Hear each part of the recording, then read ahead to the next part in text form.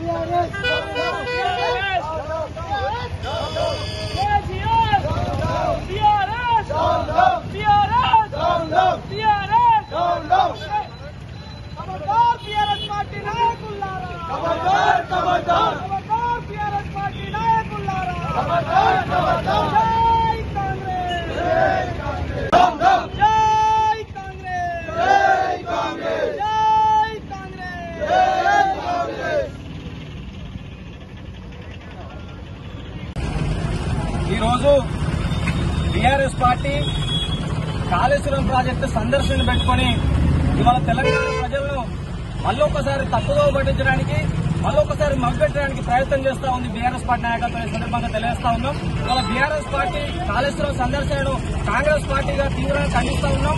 Telangana ఉద్యమకారులుగా, Kakatiya university law కళాశాల విద్యార్థులుగా ఇవాళ తీవ్రంగా ఖండిస్తా ఉన్నాం. ఈ సందర్భంగా తెలియజేస్తా ఉన్నాం.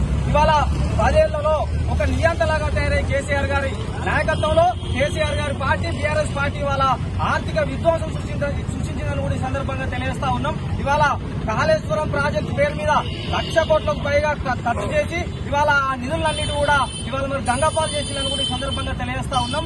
మరి ఆ రోజు తెలంగాణ వచ్చిందంటే నీళ్లు నిధులు నియామకాల అవసరమే తెలంగాణ వచ్చింది. మరి తెలంగాణ ప్రజలు నమ్మి కేసీఆర్ గారికి అవకాశం ఇస్తే మరి నీళ్ల కుంభకోణం చేసిండు, నిధుల కుంభకోణం చేసిండు, నియామకాల కుంభకోణం చేసి ఇవాళ యావత్ తెలంగాణ ప్రజానీకాన్నంతా కూడా ఇవాళ మరి దోపిడీ చేసి ఇవాళ అనేక అన్యాయాలకు గురి చేసినటువంటి నాయకుడు కేసీఆర్ గారు పార్టీ బీఆర్ఎస్ పార్టీ సందర్భంగా తెలియజేస్తా ఉన్నాం. ఇవాళ తెలంగాణ ఉద్యమకారులుగా బీఆర్ఎస్ పార్టీ చేష్టలను ఇవాళ వాళ్ళు వ్యవహరిస్తున్న తీరును తీవ్రంగా ఖండిస్తా ఉన్నాం. ఇవాళ మీరు కాళేశ్వరం ప్రాజెక్టు పోవడం అంటే సంపినోడే సంతాప సభ పెట్టినట్టుగా తెలంగాణ ప్రజానీకమంతా కూడా భావిస్తా ఉంది. మీరు ఇప్పటికైనా ఒక మంచి పని చేసిన కాళేశ్వరం ప్రాజెక్టు పోయి అక్కడ మీరు కాళేశ్వరం ప్రాజెక్టుకు నేటి గంటకు మీ ముక్కు భూమికి రాకి తెలంగాణ ప్రజలకు క్షమాపణ చెప్పాల్సినటువంటి నైతిక బాధ్యత బీఆర్ఎస్ పార్టీ నాయకత్వం మీద ఉంది.